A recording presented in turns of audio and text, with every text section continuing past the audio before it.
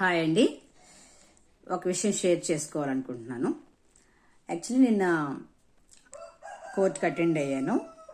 ఇన్నాళ్ళు బట్టి నేను చాలా ఎమోషనల్ అయ్యి చెప్తూ ఉండేసరికి మొత్తానికి మా హస్బెండ్ వచ్చాడు. నేను ఏదైనా టీ ఏదైనా తాగేసి వద్దామని కిందకి వెళ్తుంటే కింద ఉన్నాడు. పలకరించలా. చాలా మూర్ఖుడండి. జెంట్సే కదా పలకరిస్తారు.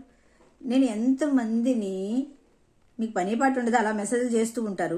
హాయ్ బంగారం, రకరకాల పేర్లతో, హాయ్ బ్యూటీ, క్యూటీ, మేడం మీరు సూపర్, ఎన్ని తిట్టినా మళ్ళీ తెల్లారి మళ్ళీ గుడ్ మార్నింగ్ మేడం, తిన్నారా, నేను ఎన్నన్నా తిన్నారా.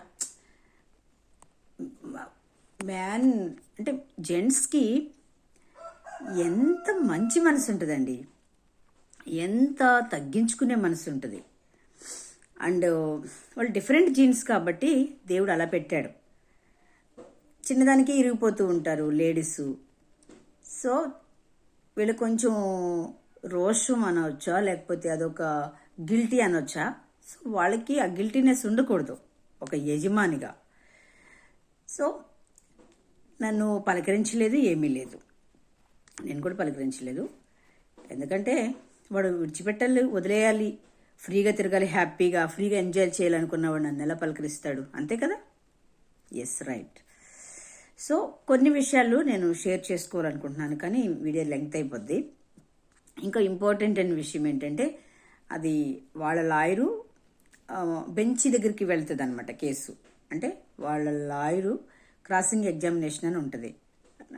మేము పెట్టిన లెటర్లో నుంచే కొన్ని విషయాలు నన్ను క్వశ్చన్ ఇస్తూ ఉంటాడు. అప్పుడు మా లాయర్ ముందే చెప్పాడు, ఎస్ అయితే చెప్పండి, నువ్వు అయితే నువ్వు చెప్పండి. జడ్జి గారు కూడా చెప్పారు, ఎస్ అయితే ఎస్, నువ్వు అయితే నువ్వు చెప్పండి అనేసి అన్నారనమాట.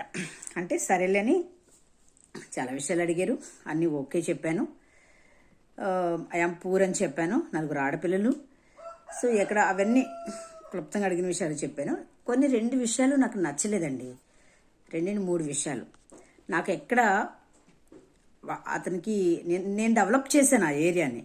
మేము సంపాదించాం, ₹1 వాడు కష్టపెట్టలేదు.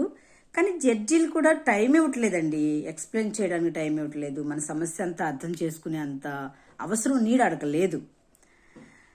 సో నేను ఎమోషనల్ అవుతుంటే కూడా జడ్జి కూడా అదే అంటారు, ఇక్కడ ఎవరు లేదు, ఎవరు న్యాయం చేయరు, మీరు కంట్రోల్గా ఉండండి అని మాత్రమే చెప్తున్నారు జడ్జి గారు కూడా. సో అయినా కూడా నేను ఎక్కుళ్ళు పడి ఎమోషనల్ అవుతూ ఉంటాను ప్రతి సమయం కూడా. సరే 10,000 రాదంట మంత్లీ. ఎంత అబద్ధాలండి. 10,000 కూడా రాదు, నేను ఎలా ఇస్తాను. మా వాళ్ళు 40,000 వస్తుందని నేను చెప్పిన దాన్ని బట్టే రాశారు. పెళ్ళిళ్ళే చేస్తారు కదా, 4 సంఘాలు ఉన్నాయి కదా, దశమ భాగాలు ఇస్తారు కదా, ఎంప్లాయీస్ ఉన్నారు కదా, వాళ్ళు దశమ భాగాలు పంపిస్తారు కదా. అబద్ధం చెప్పాడు.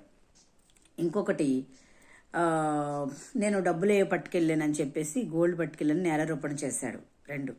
3, మేమిద్దరు కలిసి సంపాదించుకున్నది వాడి పేరుని పెట్టుకున్నాడు. నేను అడిగితే నువ్వు తిరగలేవు కదా అని నేనే పెట్టుకున్నాను అని చెప్పాడు. అవంట ఇప్పుడు సంఘస్థుల పేర్లు ఉన్నాయంట. వింటున్నారా? చర్చి వాళ్ళ పేర్లు పెట్టేశాడంట. ఎక్కడ అవి చూసి వాడు నాకు మనవర్తి ఇవ్వాల్సి వస్తుందోనని, మెయింటెనెన్స్ ఇవ్వాల్సి వస్తుంది. ఇంత శాడిస్టులు కూడా ఉంటారండి. నాకు ఇప్పుడు అర్థమవుతుంది, ఇంత కన్నింగ్ శాడిస్ట్కి నా ఒళ్ళు గుల్లయ్యేటట్టు నేను ఎలా వాడికి పరిచర్య చేశాను, ఎలా నా జీవితం అర్పించాను, ఎలా ఆడుతూ నేను కాపురం చేశాను అని ఇప్పుడు నాకు ఎంత నలిగిపోతున్నానంటేనండి, ఆ వేదన ఇంకా నన్ను నలిపేస్తుంది, బాగా నా హృదయాన్ని వేధించేస్తుంది. ఇలాంటి క్రిమినల్తో నేను ఎంతకాలం ఉన్నాను. సో అదండి పరిస్థితి. రేపు ఒక పాస్టర్ గారు చెప్పారు నాకు, ఇప్పుడు నీతో అలా అంటున్నాడు, రేపు వాళ్ళ పేరను పెడితే వాళ్ళకైనా అదే మిస్టేక్ వస్తుంది. వాళ్ళు కూడా రేపు వాళ్ళు నా కొడుకు కాలంలో లేకపోతే నా మనవడి కాలంలో తోలేస్తారు కదా, తర్వాత మార్చుకుంటారులేండి. అదంతా నాటకాలే కానీ అంత ఏముండదు. వాళ్ళ పేరేమి లాయర్లు ఎవరో ఐడియా ఇచ్చారు, మీరు ఇవ్వాల్సి వస్తుంది కాబట్టి ఈ ప్రాపర్టీ మీ పేరు లేకుండా వేరే వాళ్ళ పేరు పెట్టండి అని చెప్పుంటారు. మేబీ అది జరిగింది. ఓకేనా?